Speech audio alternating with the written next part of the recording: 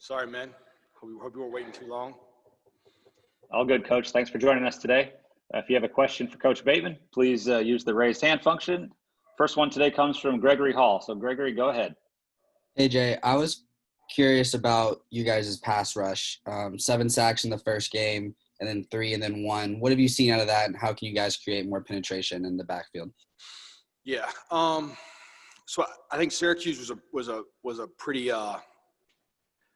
a lot of their offense was drop back pass, and so they probably gave us more opportunities to rush the passer. You know, Boston College, I think when you watch the game early,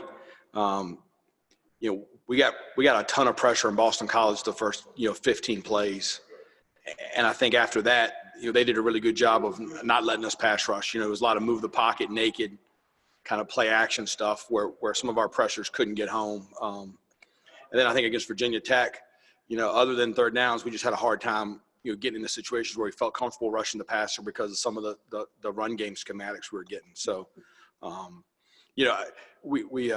Florida State's going to be similar to Virginia Tech. And so some people just aren't going to let you rush the passer as much, Greg. So I still feel good about – I thought the sack we had in the third quarter was a huge play in the game. So I still feel good about our pass rush when we get in the right situation against the right team. And what have you seen out of Florida State on film as you guys get ready for Saturday? Yeah, so they've kind of the new quarterback they're playing. He really started the last 2 games. A really talented kid. He was at Louisville. Lonnie Galloway was very familiar with him, very complimentary of him. I think really since he's come in, they've kind of got a little more juice. He's really, really athletic and run it. I think he's their leading rusher. I know he's their leading rusher. So they do a good job. Coach Norvell is a good coach. We have to do a really good job on the quarterback run. We have to do a really good job. They create a lot of conflict with dual plays, with our eyes. And I think that was probably one of our biggest problems Saturday. And I think that'll be the challenge this week. But they're talented for sure. Thank you. Okay, Brendan Marks, go ahead. Hey, Jay, thanks for taking the time. I'm just sort of curious if you could give us your overall thoughts on the way the defense played on Saturday. I know Mac had said that it was going to be tricky going in, but just sort of your take on the way that things actually unfolded. Yeah, I mean, I guess like the short answer is not very well. But we didn't tackle well, and that was the most disappointing thing to me. And we missed twice as many tackles as we missed the first 2 games. And a credit to that goes Virginia Tech. They made us miss. And I think what they do on offense is difficult. We obviously have to have a better plan for it. But we didn't tackle well. I didn't think we got off blocks very well. And I think ultimately what happened is the secondary was too involved in the run game for too long. And I think that's what we gave up some of those big ones at the end. That was the secondary not doing their job. So it was kind of a trickle-down effect. But we certainly have a lot to work on. Thank you. All right, Jacob Turner, go ahead. Hey, Jay, kind of feeding off that question, the third quarter was obviously when Virginia Tech kind of clawed their way back in the game. From a defensive standpoint or even maybe a team standpoint, what changed in that third quarter that maybe allowed Virginia Tech to cut it to what 5 is I think is how close they got it? Yeah. So, whatever I tell you is going to be an excuse, right? Like, we didn't get it done. We needed to tackle better. We needed to get off blocks better. And, I think they made some schematic changes in the way they were blocking a couple things that I didn't do a very good job adjusting to. I think we kind of settled down, after we got the sack and kind of, I think at that point we really, the run game became a little bit more manageable, but we weren't getting off of blocks well. And some of the schemes they were giving us were different than what we had seen earlier in the game. And I didn't do a good enough job of, getting us in a better position. So credit to them. All right, Andrew Jones, go ahead. Hey, Coach, staying on the third quarter, they ran 25 plays, and you didn't have Ray available. A couple of the guys weren't available either. How much did you guys tire in that quarter, and how much was that probably responsible for what they were able to accumulate? Yeah, I mean, it certainly didn't help, but to me that's an excuse. Right? No one cares, right? Like they got an onside kick, no one cares. Right? We got to go play, and we need some of our younger guys to be able to go in the game and play better than they did. And that was part of it too. So Andrew, my man, we're never going to say like, oh, we played too many plays. Like that ain't no one. That's the way college football is these days. And we got him in the third down and didn't get off the field, and that was ultimately what did it. And then I think, I don't think we got as physically tired. I mean, some guys were probably physically tired. I think we got mentally tired, and that was the most disappointing thing for me. Staying on that, what did you miss not having Ray available on Saturday? I mean, Ray's one of our better players.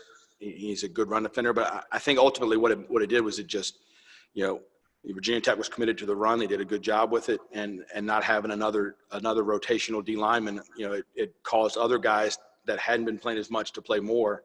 And I think we got worn down a little bit. So I hope he's ready to go this week. Thank you. Appreciate it. Mm-hmm. All right, let's go to Ross Martin.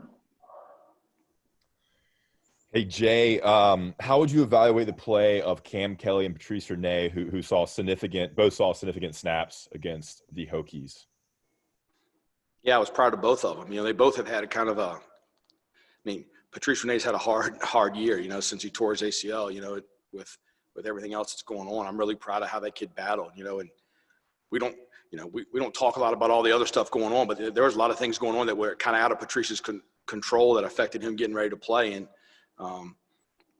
so I thought he played really well. I thought he was the most physical he's been since I've been here, which we challenged him all week. And then I thought Cam, here's the deal with Cam Kelly, right? He transferred from Auburn. We got him here in the summer. We didn't think he was going to be able to play. We didn't think he'd get a waiver. We finally get a waiver. 2 weeks later, he starts against Clemson, is playing really well, tears his ACL. Well, then, he missed all that learning out there getting work. And so then he comes back, and now we don't have spring practice. So, he's behind a little bit just, as far as learning the defense and getting reps and all those things. But I thought on Saturday Cam played really hard. I think he led us in tackles. I anticipate him playing a lot moving forward. Did Virginia Tech try to take out Chaz Surratt? I mean, were they focused on really blocking him? I don't know what you saw on tape compared to what we saw. I think they did a good job of not allowing him to be the free player. We went in the game thinking we could get him to be the free player, and they did a really good job of not allowing us to do that. And I think ultimately, if you said in the chess match of the blocking versus run defense, that was what I needed to do a better job of. And quickly, Don Chapman looked like he played. I mean, had one of his best games of his career. What did you see from him on tape? Look, I love that kid. I mean, I put him at corner. He's played corner like 10 snaps in practice. And I said, Don, go play corner because we needed to change how we were fitting the run a little bit. But at the same time, he gave up the last touchdown, and he knows that. And Don Chapman's going to be a terrific player here. He's already a really good player, and I think as he gets more and more reps, I think you're going to see a really complete football player. Great, thanks, Coach. Yep. All right, Luke Buxton, go ahead. Hey, Coach, continuing the trend about asking about players, Max said that Kyler McMichael was the Defensive Player of the Week. What did you see out of Kyler, and kind of what do you think are his biggest areas that he can improve on for the future? Yeah, so, I think Kyler played really physical, and that's something we've been challenged on. And again, here's another kid that, his freshman year at Clemson, I think he played about 150 snaps, mostly in mop-up duty, then sat out last year. So, that was his third game. He's played really of any substance in a while. And I feel like he gets better every day. I really do. And, we basically asked him to play. I don't know how many plays we played, 80 or 78 or something. He played man on almost all of them. And they completed one third down on him. It was a good route. But other than that, he did really good. And when they threw the screen, when they tried to attack us on the perimeter out there, I thought he was really good. He's a big, strong, fast kid. He's a great kid. I'm really glad he's here. Quick follow-up. It seems like your defensive group is a very confident group on just the way they kind of carry themselves on the field. After a performance like this that doesn't kind of necessarily match the previous two performances, what do you tell a team like this after a game? Yeah, so I think the biggest thing we didn't do on Saturday is what we talk about all the time. That's our fundamentals. That's tackling. That's communication. So I think when you don't have success, you go right back to working on what do you think are the most important things. And clearly for us, that's tackling and getting off blocks and communication. That's what we're going to go back to and work on. Thanks, Coach. Yep. All right, last one for Coach Bateman. Alyssa Ray, go ahead. Hey, Coach, I guess the only silver lining about dealing with some injuries is that some young guys get some solid game reps against a top 25 opponent. How beneficial is that experience moving forward? Yeah, I mean, Alyssa, the worst thing about being a college football coach is your kid's getting hurt.